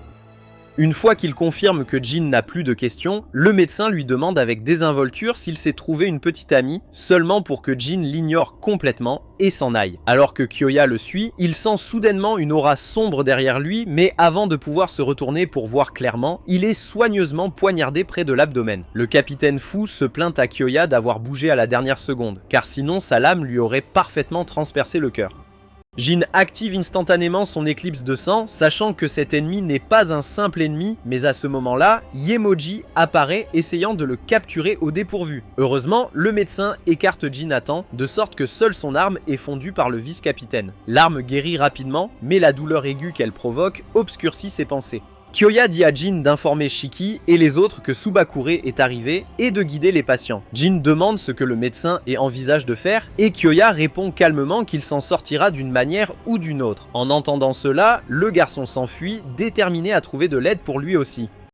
Tsubakiri demande au médecin s'il a fini, puis ordonne à son capitaine, qui commence immédiatement à former un mur de bactéries en déclarant qu'elle a bouclé toute la zone souterraine. Le médecin passe rapidement en revue ses options dans sa tête, pensant à qui pourrait éventuellement les aider à combattre ici, puisque les renforts sont hors de question. Il se rend compte qu'il ne s'en sortira peut-être pas vivant. À ce moment-là, le capitaine demande s'il connaît Shiki Ichinose. La question le met mal à l'aise, mais il refuse d'y répondre. Au lieu de cela, il sort une sirène de son manteau contenant un poison dérivé d'une plante appelée Wolfsbane, capable de provoquer une insuffisance respiratoire et un collapsus des organes. Kyue sourit, mais avant même de pouvoir bouger un muscle, le savant fou lui coupe le cou et le sang jaillit de la blessure comme une fontaine. Le médecin propose instantanément un plan pour récolter le sang, mais celui-ci se répand partout alors que Tsubakiri fait l'éloge du sang d'Oni sur son couteau, le qualifiant de beau. Allongé sur le sol, le playboy ne s'inquiète pas d'être à terre. Au lieu de cela, ce qui le dérange, c'est pourquoi Yomuji n'est pas celui qui l'a frappé. Tsubakiri se demande si l'homme est déjà mort et décide d'utiliser le cadavre puisqu'il a oublié d'en apporter un. Alors qu'il libère ses bactéries noires pour prendre le contrôle du cadavre, il sent soudain que ces créatures sont arrivées et appelle Yomoji pour les laisser entrer. À ce moment-là, une horde de monstres hideux afflue à travers la barrière, et lorsque leur patron, Tsubakiri, demande s'ils ont apporté ce qu'il a commandé, l'un d'eux ouvre grand la bouche et sort un cercueil de l'intérieur. Le capitaine le qualifie de sale parce qu'il est trempé dans la salive de monstres et leur ordonne d'en retirer le couvercle. Pendant ce temps, Jin se précipite vers la base et ouvre rapidement la porte, mais tout ce qu'il peut trouver à l'intérieur, c'est du sang éclaboussé partout sans personne autour. Il regarde autour de lui pour essayer de comprendre où tout le monde est allé et se rend vite compte qu'ils sont tous rassemblés dans une seule pièce. Shiki explique que les recherches ennemies de Yusuru avaient déjà détecté l'arrivée de Momotaro, c'est pourquoi ils se sont précipités pour évacuer tous les patients vers la surface. Cependant, alors qu'ils y étaient, une soudaine brume noire a bouché toutes les voies de fuite, les laissant sans issue. Heureusement, tous les patients ont réussi à s'échapper, mais eux et plusieurs sympathisants, dont Mei, n'ont pas pu arriver à temps et ont été laissés sur place. Et Kari soutient qu'ils devraient se séparer et chercher une autre issue, mais l'infirmière en chef explique qu'elle a déjà vérifié toutes les sorties et qu'elles sont toutes bloquées. Shiki interroge alors Jin à propos du médecin Flashy, mais avant que Jin ne puisse lui dire, le vilain monstre fait irruption et se dirige directement vers un partisan, le dévorant vivant. Tous les supporters paniquent et se dispersent en panique. Pendant ce temps, le capitaine Fu entre dans la base souterraine avec ses vilains monstres portant le cercueil. Il regarde autour de lui, trouve l'endroit très amusant sachant qu'il a été construit sous terre et ordonne à ses monstres de déposer le cercueil ici. Il leur ordonne ensuite d'assassiner tous ceux qu'ils trouvent, à l'exception de Shiki, qu'il veut vivant. Yemoji demande au capitaine s'il ne va pas les accompagner, mais le capitaine s'assoit simplement sur le cercueil et répond qu'il va attendre ici, car il a beaucoup de réflexions à faire. Alors que la scène se déplace vers le placard, Kuina est occupée à chercher autre chose à porter, car la tenue qui leur a été donnée semble beaucoup trop rigide pour qu'elle puisse s'y déplacer correctement, et encore moins combattre les monstres ennemis.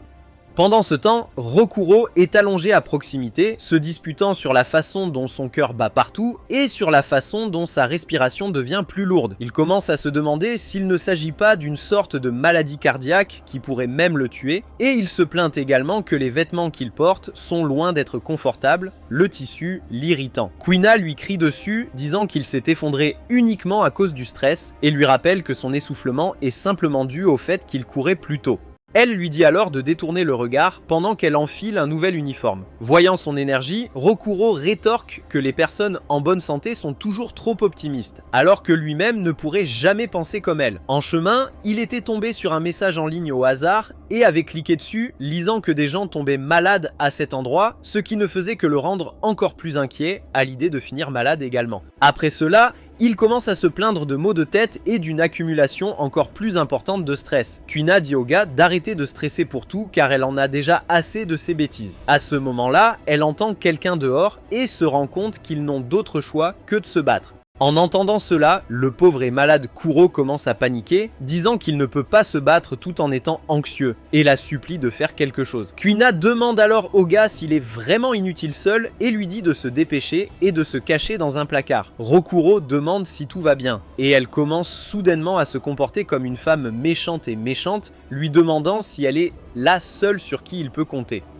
Quand il admet oui, elle lui dit qu'il ne doit rien faire car elle la couvre et lui dit de simplement se cacher. Alors que le monstre perce le mur et s'apprête à entrer par effraction, la dame ne peut s'empêcher de savourer sa victoire. Pendant ce temps, Rokuro panique, espérant désespérément qu'elle le sauve d'une manière ou d'une autre.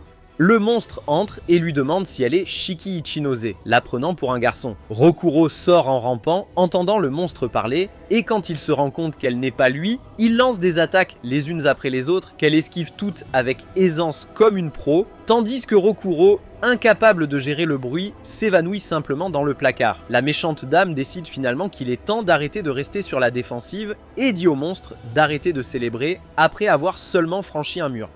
Elle se mord le doigt et active sa libération d'éclipses de sang, formant des gantelets autour de ses mains. Pendant ce temps, Jin se précipite pour vérifier ce qui est arrivé au médecin Flashy et s'il est toujours en vie. Yomoji cherche Shiki et Ikari rencontre un monstre qui ouvre la porte avec désinvolture au lieu de la briser. Le monstre demande à Ikari s'il est Shiki, ce qui rend Ikari furieux alors qu'il crie qu'il ne veut pas être comparé à un perdant. Au même moment, Shiki essaye de trouver un endroit sûr pour Mei et la cache dans les buissons tout en surveillant quiconque s'approche. De retour dans le placard, Ikari reprend lentement conscience. La première chose qu'il ressent est la panique, comme si son cœur s'était arrêté. Il s'examine rapidement, s'assurant qu'il est toujours en vie et recherchant d'éventuels effets secondaires étranges. Ce qui le perturbe encore plus, c'est le silence extérieur. Pas un seul son ne parvient à ses oreilles, ce qui le fait se demander si tout ce qu'il avait entendu auparavant n'était qu'une hallucination. Autrement, cela n'aurait aucun sens que les choses aient si mal tourné qu'il ait fini par se cacher dans un placard. Il prend une longue inspiration en essayant de se stabiliser et se convainc que peut-être il a tout imaginé et s'est glissé ici tout seul. Alors qu'il ouvre la porte du placard, son soulagement s'estompe car un monstre le regarde droit dans les yeux. Rokuro se fige en essayant de se calmer et prie pour que la créature l'ignore. À la surprise de K, le monstre se détourne et se dirige vers Kuina. Il baisse la tête près d'elle, comme si elle le contrôlait, et elle lui fracasse le visage d'un coup de poing. Elle continue de le frapper avec joie, et cette vue terrifie encore plus Rokuro. La compétence de la dame s'appelle Gemme, et si le sang de Kuina coûte à un ennemi au-delà d'une certaine limite, elle peut le mettre sous un sort où il perd progressivement la volonté de se battre et est réduit à des créatures insensées. Rokuro n'arrive pas à croire ce qu'il voit alors qu'il est excité par la disparition du monstre, et Kuina lui rappelle qu'elle lui a dit qu'elle prendrait soin de lui. Elle a été si attentionnée qu'elle gâterait à peu près n'importe qui après l'avoir protégé. Rokuro s'incline devant elle et promet de se souvenir de sa gentillesse pour le reste de sa vie tant qu'il ne se retrouve pas avec un trouble cérébral. Elle le met même sur le lit et lui dit que tout sera fini une fois qu'il se réveillera. Pendant ce temps, les monstres poursuivent une infirmière et la tuent sur le coup. De retour avec Rokuro, il arrive à une autre conclusion bizarre. La méchante femme doit lui tendre un piège, ou peut-être qu'elle envisage de l'utiliser comme appât, afin que pendant que le monstre est occupé à le manger, elle puisse s'échapper. À ce moment-là, un autre monstre pénètre à l'intérieur et la femme se prépare à l'abattre également. Le monstre transforme l'un de ses bras en fouet et attaque Kuina, mais elle esquive et dit à l'homme faible qui se cache dans le placard de se cacher pendant qu'il panique à cause du bras tentaculaire effrayant qui ressemble à un énorme ver parasite. Kuina réalise que cette laideur est différente, mais elle refuse de laisser cela gâcher son moment de plaisir. Elle saute et active ses gantelets de sang dans les airs pour lui écraser le visage, mais le monstre esquive à la dernière seconde et lui transperce les épaules si profondément qu'il fait un trou. Après cela, il enveloppe ses deux bras avec les tentacules et l'empêche de bouger. Ensuite, le lait les balance pour l'écraser contre le toit avant de se retourner et de la frapper contre les murs et le sol, ce qui laisse Rokuro complètement horrifié. Comme si cela ne suffisait pas, cela commence à lui piétiner le visage et cela fait comprendre à Rokuro que les choses vont bien trop mal. Il panique énormément à l'idée de la voir mourir juste devant lui et pense qu'il devrait l'aider, mais les Euglis qui piétinent sans arrêt changent rapidement son plan en souhaitant que quelqu'un d'autre la sauve car il est inutile même s'il y va. À ce moment-là, il se rend compte qu'il est désespéré depuis longtemps et revient sur le passé. Dans son village, il se souvient de Lulu qui a été son premier béguin et qui l'a rassuré. Alors qu'elle le regardait, il a courageusement sauté d'une falaise dans le lac parce qu'elle lui donnait l'impression que rien ne pouvait lui faire de mal et qu'il pourrait même être un héros si elle était avec lui. Après la plongée, il s'est vanté qu'il pouvait certainement sauter de plus haut avec facilité, mais elle a remarqué lorsqu'elle lui a tendu une serviette pour se sécher qu'il était clairement effrayé par la façon dont il tremblait, mais elle l'a quand même soutenu avec son gentil sourire. Les deux vivaient dans un village au fond de la forêt où Oni vivait secrètement avec les humains. À l'époque, Lulu adorait danser, il gardait donc des souvenirs chaleureux de toutes les fois où il dansait avec elle au coucher du soleil. Une nuit, les deux dansaient ensemble lors d'un festival dans le village lorsque Lulu tomba soudainement alors qu'elle dansait.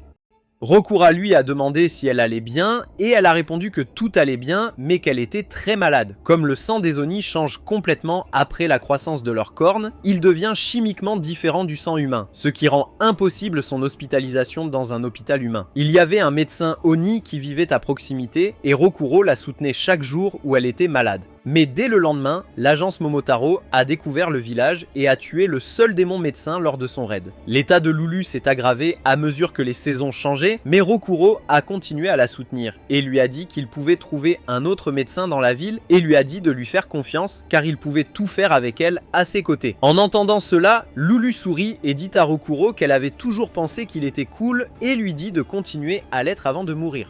Rokuro a été complètement détruit quand il l'a vu mourir juste devant lui et il a perdu la fille qui lui faisait se sentir en sécurité et invincible. Après cela, ses pensées sombres et son anxiété croissante le ruinent lentement. Ses cheveux commencent à blanchir, il ne peut pas dormir la nuit et il ne lui faut pas longtemps pour perdre la raison et devenir le faible qu'il est maintenant. Rokuro se rend compte qu'il est inutile depuis ce jour et alors même que le Lade s'apprête à en finir avec Kuina, il décide de s'en remettre au destin car il sent qu'il ne peut peut rien faire sans Lulu. Mais quand il se souvient de ses derniers mots lui disant de toujours rester cool, il se précipite rapidement et sauve Quina avant qu'elle ne soit embrochée, pensant que Lulu serait déçue si elle le voyait ainsi. Après avoir vu à quel point Quina s'est battue pour lui, Rokura se rend compte qu'il ne peut pas affronter Lulu au paradis s'il reste comme ça, il doit donc devenir si fort qu'il peut se vanter de la qualité de sa vie.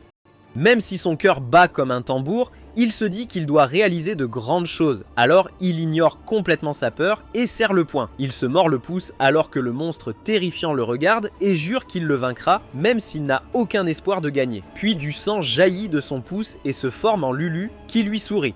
Les Asturiens restent à ses côtés, même s'il a l'air d'un imbécile faible et sans âme, et la jeune fille l'entoure d'un câlin par derrière. Alors qu'il la sent contre son dos, Rokuro réalise qu'il ne pourrait jamais le faire sans elle, et lorsque le clone recouvre soudainement tout son corps, le sentiment constant de malheur disparaît finalement, permettant à Rokuro de se transformer en une version complètement différente de lui-même. Rokuro acquiert désormais un contrôle parfait sur son sang en mode danseur de cendres glaciales, alors quand le Laid lui lance ses fouets, il passe devant et déclenche la danse du Sakura mourant, une tempête de pétales déchirant chaque centimètre carré du corps de Logli comme des lames. Avec un sourire confiant, il demande au monstre s'il a apprécié les pétales de fleurs et déclare qu'aucune force sur Terre ne peut l'arrêter maintenant. Il danse parfaitement malgré les attaques du monstre parce que son corps est aussi léger qu'une fleur et sa panique a complètement disparu, tout cela parce que Lulu se tient à ses côtés. Danser comme ça fait ressentir à Rokuro la même chose que lorsqu'il avait dansé avec elle au festival d'été, et il se souvient que Lulu a toujours su qu'il avait peur mais qu'elle le traitait quand même de cool et fort malgré cela. Alors que le monstre balance sauvagement ses bras massifs, il danse devant eux et appelle d'autres peuples autour de lui. Puis, avec un air confiant sur le visage, il s'avance pour exécuter quelques mouvements de danse traditionnels avant de trancher et de déchiqueter brutalement chaque centimètre carré du corps du monstre avec son éventail. Il continue d'attaquer le monstre avec son éventail et ses lames jusqu'à ce qu'il ne reste plus que sa tête.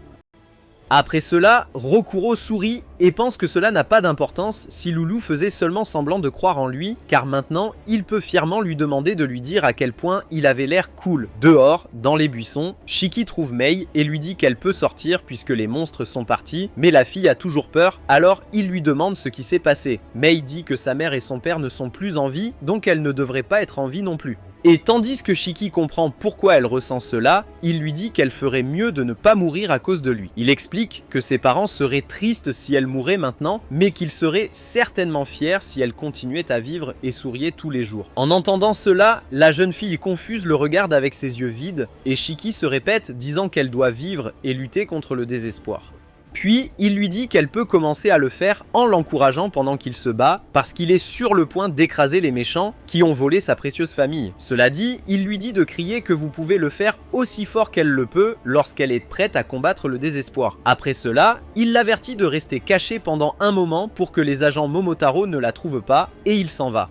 Voyant cela, elle lui dit de ne pas y aller parce qu'il perdrait et qu'il est impossible de battre les méchants, mais Shiki répond qu'il ne perdra en aucun cas car il sait qu'il ne peut pas se permettre de perdre. Mais est stupéfait, alors qu'il déclare avec confiance que sa nouvelle devise dans la vie est de ne jamais abandonner, peu importe à quel point les choses deviennent difficiles. De retour sur le site de l'explosion, les soldats Oni et Naito tentent de le réveiller, et la première chose qu'ils demandent après avoir ouvert les yeux est combien de temps il est resté évanoui.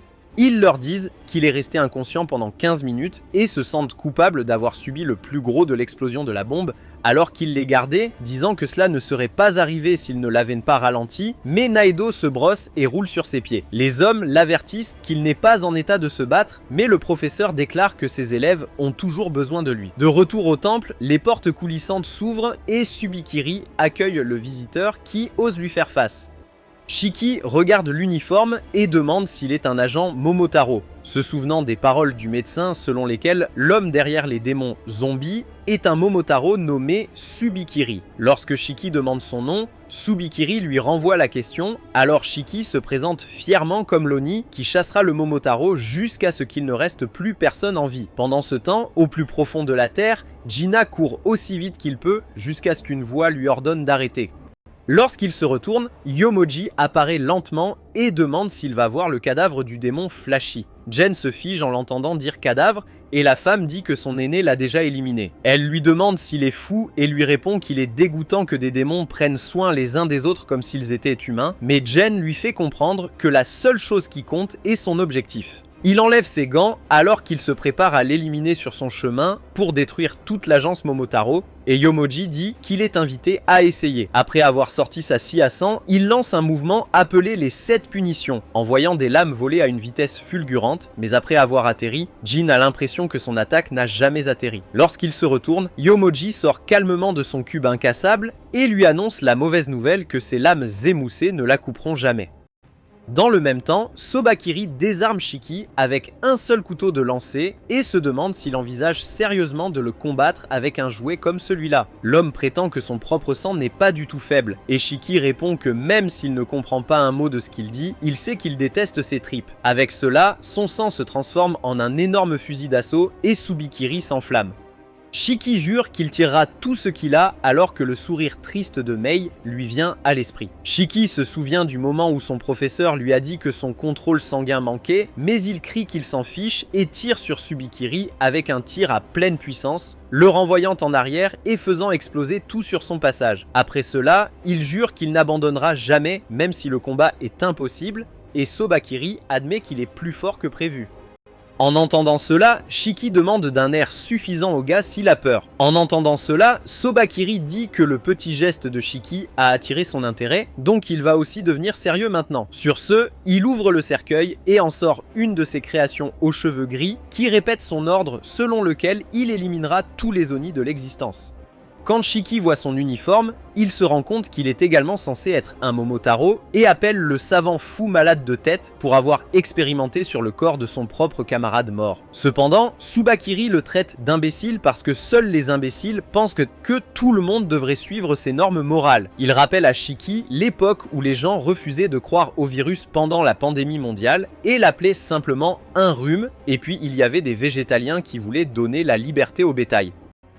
Il dit qu'ils ne sont pas idiots, mais ceux qui imposent leurs croyances aux autres sont les plus stupides, et il révèle que son camarade a en fait choisi de devenir lui-même une marionnette. Juste après cela, la marionnette libère son pouvoir sur Shiki, créant un champ de gravité écrasant qui le met à genoux. Alors que Shiki perd ses forces, Sobakiri explique qu'il peut emprunter le pouvoir d'un agent Momotaro de son vivant en les utilisant comme des marionnettes. Cette marionnette manipule les bactéries et l'oxygène pour modifier le poids des choses autour de lui et l'entendre répéter sa mission de tuer tous les démons sans arrêt, met Shiki en colère. En même temps, Subikiri est également surpris, réalisant que cette marionnette est la seule à se souvenir encore de son objectif de l'époque où il vivait. Après cela, la marionnette s'accroupit et Subikiri pose avec son bras droit qui poursuivra la mission Momotaro même après sa mort. À ce moment-là, le savant fou demande à Shiki s'il a ce qu'il faut alors que le poids autour de lui devient si lourd que le sol s'effondre. Pendant ce temps, dans les tunnels, l'équipe de Naedo fait de son mieux mais ne parvient pas à franchir la barrière impénétrable de Yomoji et il pense qu'il devrait trouver un autre moyen d'entrer. Cependant, Naito précise que la barrière couvre probablement chaque entrée et quand l'un de ses hommes lui demande s'il peut la détruire, il répond que les fondations du temple se trouvent juste sous une foule de touristes, donc la détruire pourrait blesser les personnes au-dessus. Cela fait paniquer ses hommes, car il est impossible d'évacuer autant de personnes sans l'influence de l'agence Momotaro, et Mego sombre dans ses pensées. À ce moment-là, Juji arrive et dit à son professeur qu'il a reçu le signal de 2 Momotaro entrant par effraction, et que tandis que les blessés sont toujours au-dessus, de nombreux membres de l'unité de soutien restent piégés à l'intérieur. En entendant cela, Mega se rend compte qu'il ne reste plus de temps, car Shiki et les autres étudiants sont déjà en danger. Alors il raconte à Juji son plan pour évacuer tous les touristes avant qu'ils ne fassent tomber la soi-disant barrière incassable. À ce moment-là, un soldat demande s'il connaît la fille aux cheveux roses qui panique dehors et Omura s'excuse avant de sombrer à nouveau dans sa dépression nerveuse. En la voyant, Nega a été surprise que le chat effrayé soit même venu et la fille répond qu'elle est venue parce qu'on lui a dit de l'aider. À ce moment-là, Yuji commence à baver et se présente comme un brave gentleman dont le plus grand rêve est de se salir avec sa petite amie après un rendez-vous alors qu'ils sont encore en uniforme scolaire. Le nerd désespéré la supplie de devenir sa petite amie et lui fait peur. Et quand son professeur lui dit d'arrêter ses bêtises, il devient tout ému et dit que ce sont les rêves précieux d'un élève innocent et que c'est son travail en tant qu'enseignant de le soutenir jusqu'au bout, faisant penser à Meito qu'il doit travailler sur son compteur de fluage parce qu'il pensait sincèrement que le garçon était normal. Après cela, Meito dit à Homer qu'elle ne sera pas vraiment d'une grande utilité. Mais quelque chose lui vient soudain à l'esprit et il réalise que son pouvoir peut évacuer chaque personne du temple sans en laisser une seule derrière lui. Plus tard, dans la forêt à l'extérieur, Honor demande à son professeur où il se trouve, pendant qu'il dit à Juji de rester en communication avec lui. Confus, le garçon demande ce qu'ils font exactement, et son professeur révèle avec désinvolture que son plan est de provoquer un petit tremblement de terre.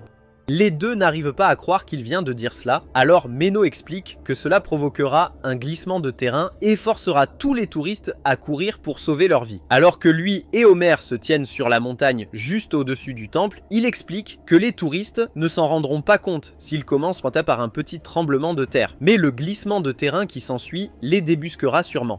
Et c'est à ce moment-là que ces hommes aideront tout le monde à évacuer, parce que les gens obéiront tranquillement lorsqu'ils verront autant de soldats autour. Ensuite, ce sera le travail de Juju de scanner la zone une fois que tout le monde sera parti. En entendant cela, le garçon demande comment ils vont provoquer le glissement de terrain, alors son professeur révèle que son plan est de demander à Homer de l'appeler, ce qui fait instantanément paniquer la fille.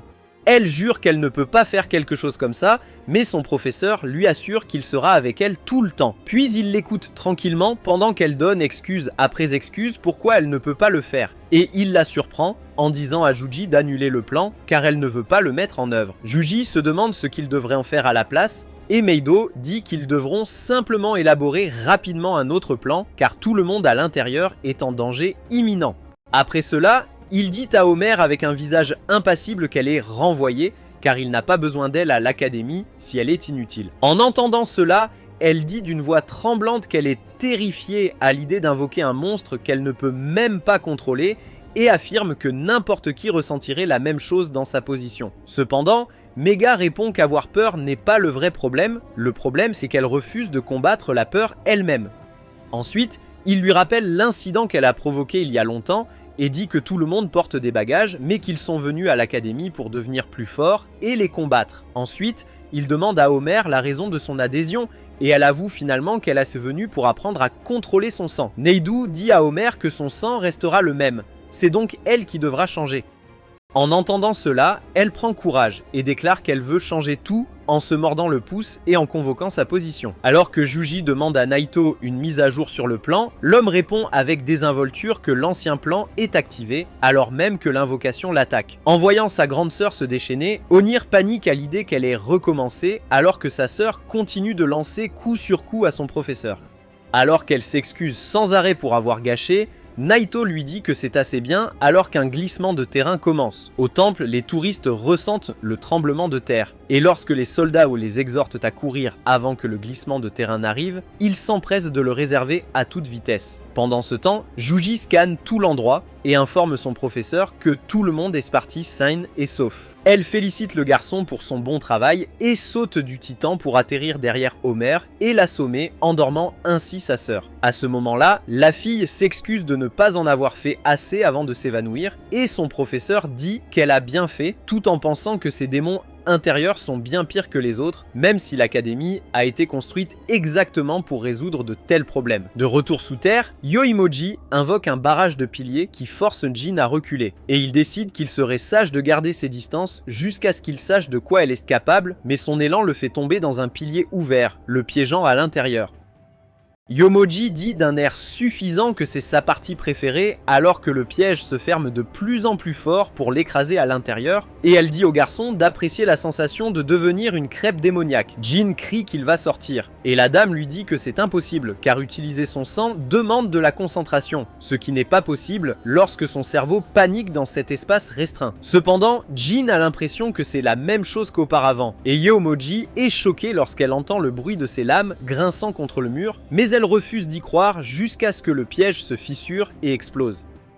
Juste après, Jin lui fait savoir qu'il y a longtemps, il dormait dans les bouches d'aération d'un vieux bâtiment où l'air était si sale qu'il lui faisait mal de respirer. Son petit piège ressemblait donc plus à un hôtel 5 étoiles qu'à cet enfer. À ce moment-là, la tête d'un monstre laid atterrit entre eux, qui s'avère être Hikari, disant qu'elle a vraiment brouillé ses engrenages et que Yomuji pensait que des déchets comme ça pourraient l'achever. Alors, il est temps de tout déchaîner. Yomuji n'est pas impressionné et Jin lui dit de ne pas se mêler. Mais le type insiste qu'il ne prend d'ordre de personne, c'est lui qui va s'occuper de cette Momotaro. Il panique en voyant sa tenue extravagante, puis il se prépare au combat, et 2 gouttes de son sang au sol commencent à se transformer. Yomuji pense qu'éliminer 2 gamins au lieu d'un ne sera pas dur, elle invoque un autre barrage de piliers, mais Hikari les trouve trop lents et passe à travers les brèches, lui assénant un coup de pied brutal au menton. Yomuji recule, se demandant quelle force a failli lui arracher la tête. Hikari exhibe fièrement son pouvoir, l'hystérie démoniaque, qui utilise sa rage pour un pouvoir aléatoire, même lui ignore ce qui apparaît. Il est déçu d'avoir des bottes cette fois, pensant avoir régressé. Yomuji conclut qu'il est de type vitesse, un mauvais match pour elle. Hors de la barrière, Neido invoque des archers de sang qui tirent des flèches explosives, faisant trembler violemment le souterrain, rendant Hikari encore plus furieux. Tous sont confus et effrayés. Neido dit à son équipe que l'installation peut s'effondrer, même s'il s'est retenu. Quand son escouade demande s'ils perdront la base secrète de Kyoto, il répond que rien n'est plus important que la vie de leurs camarades, les exhortant à sauver tout le monde avant l'effondrement. Les hommes évacuent les patients. Les combats de Tsubakiri et Yomuji sont interrompus par le séisme. La dame pense à une retraite tactique, mais l'escouade de Neido l'entoure et lui dit de se rendre. Hikari dit à son professeur de ne pas s'en mêler, mais l'homme l'ignore. Il dit à Yomuji qu'il connaît son pouvoir et son épuisement après un si long combat, il lui est impossible de s'échapper. Elle rit, déclarant qu'elle ne fuira pas un groupe de démons prêts à être chassés. Elle est une fière agente Momotaro et éliminera chaque démon. Au même moment, Tsubakiri décide d'en finir. Mais Shiki quitte le champ de gravité avec ses dernières forces, le scientifique fou pensant qu'il a été trop facile. L'attitude rend Shiki furieux. Il tire un souffle neutralisé par un bouclier de gravité. Tsubakiri montre une autre astuce. Sa marionnette crée une sphère compressée 100 fois, devenant solide et frappant plus fort qu'une boule de démolition géante. Mais il explique que c'est différent quand la sphère frappe Shiki, car elle crée une onde de choc qui écrase le corps avec 100 fois la gravité, brisant presque tous les os. Shiki s'effondre de douleur. Tsubakiri dit qu'il est dur de croire qu'il est le fils de Kishin. Voyant que Shiki ne reconnaît pas le nom, l'homme répond que c'est le plus fort général Oni de l'histoire et qu'il est un descendant de Kishin. C'est la fin de cette vidéo, n'oubliez pas d'aimer et de vous abonner. Merci d'avoir regardé, à la prochaine.